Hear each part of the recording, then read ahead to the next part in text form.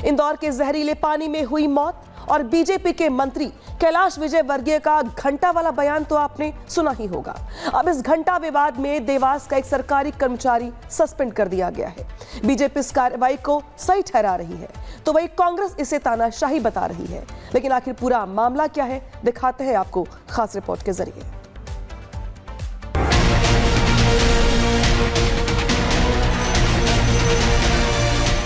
आ गया है फरमान, सुनिए साहिबान, लिखोगे सच तो होगा इंतजाम। ऐसा तगड़ा इंतजाम कि दिखोगे नहीं खुलेआम। आप ये सोच रहे होंगे कि ऐसी क्या बात हो गई कि रिपोर्ट बताने से पहले कविता पढ़ने लगे।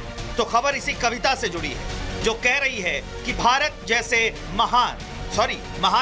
महानतम लोकतंत्र में अगर सरकार के खिलाफ चलोगे तो तुम्हें नौकरी गंवानी पड़ सकती है, चाहे उस नौकरी को पाने के लिए तुमने अपने दधीची की हड्डी गलाकर कितनी तैयारी रूपी तपस्या क्यों न की हो।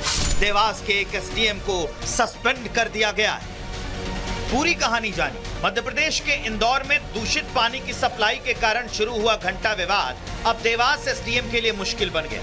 सरकारी आदेश में इस विवाद से जुड़े घंटा शब्द का उपयोग करने की वजह से एसडीएम पर निलंबन की गाज गिरी।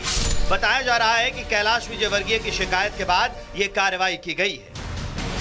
पूरा मामला 3 जनवरी के एक सरकारी आदेश से जुड़ा है। दरअसल इंदौर में दूषित पानी को लेकर पड़ोसी जिले देवास में कांग्रेस का प्रदर्शन होना था। प्रदर्शन की अनुमति को लेकर देवास एसडीएम ने एक सरकारी आदेश जारी किया था। आदेश में लिखा था, इंदौर में भाजपा शासित नगर निगम द्वारा सप्लाई किए गए मलमूत्र युक्त गंदा पानी पीने से 14 लोगों की मौत हो गई और 2800 व्यक्ति उपचाररत हैं। इस संवेदनशील मुद्दे पर प्रदेश सरकार के मंत्री कैलाश विजयवर्गीय द्वारा पत्रकार के प्रश्न के जवाब में अशोभनीय टिप्पणी घंटा का उपयोग करना अमानवीय और निरंकुशता की निशानी। इतना ही नहीं, आदेश में यह भी लिखा गया कि कांग्रेस अध्यक्ष जीतू पटवारी के निर्देशानुसार भाजपा सांसदों और विधायकों के घर के सामने घंटा बजाकर विरोध प्रदर्शन किया जाएगा।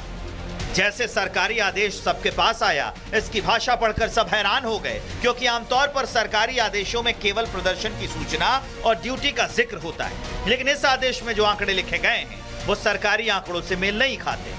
यहाँ ये भी जान लीजिए कि आंकड़ों का क्या है। इतिहास गवाह है कि आंकड़े सरकारें दबाती आई हैं, हम बताते आए हैं। सरकारी आंकड़े अक्सर और हमेशा विवादित रहे। बहरहाल 4 जनवरी को मामला देवास कलेक्टर के संज्ञान में आया। उन्होंने फौरन उज्जैन संभाग आयुक्त को रिपोर्ट भेजी। उज्जैन संभाग आयुक्त आशीष सिंह ने इसे गंभीर कदाचार और अनुशासनहीनता मानते हुए एसडीएम आनंद मालवीय को निलंबित कर दिया है। एसडीएम के साथ साथ उनके क्लर्क पर भी गाज गिरी है। संभाग आयुक्त की तरफ से जारी रिपोर्ट में एसडीएम आनंद मालवीय को पदीय दायित्व कर्तव्यों के निर्वहन में गंभीर लापरवाही, उदासीनता और अनियमितता का दोषी ठहराया गया है।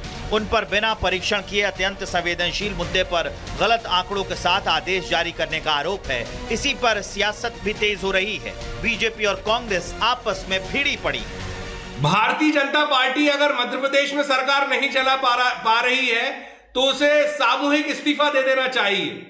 जिस तरीके से वो अधिकारियों पर कार्रवाई कर रही है, अगर कोई अधिकारी सच बात लिख रहा है, देवास के एसडीएम क्लर्क अगर लिख रहे हैं एक मंत्री के बारे में, अगर कोई प्रदर्शन हो रहा है और घंटे का उल्लेख कर रहे हैं, तो मंत्री अगर घंटा बोल रहा है तो उसका इस्तीफा क्यों नहीं ले रहे हो? देखिए, मध्य प्रदेश में अगर किसी भी प्रशासकीय अधिकारी के द्वारा इस प्रकार से किसी माननीय मंत्री के विरुद्ध अमर्यादित तरीके की भाषा शैली का उपयोग किया जाता है, इस प्रकार का आदेश जारी किया जाता है, तो स्वाभाविक तौर पर मध्य प्रदेश की सरकार वहां पर कठोर कार्रवाई करेगी और सुनिश्चित करेगी कि प्रशासकीय अधिकारी अपने दायित्वों को भली भांति समझे, अपनी पदी मर्यादा को समझे और उसके अनुरूप ही यथोचित तरीके से ही आदेश को करने का काम करें।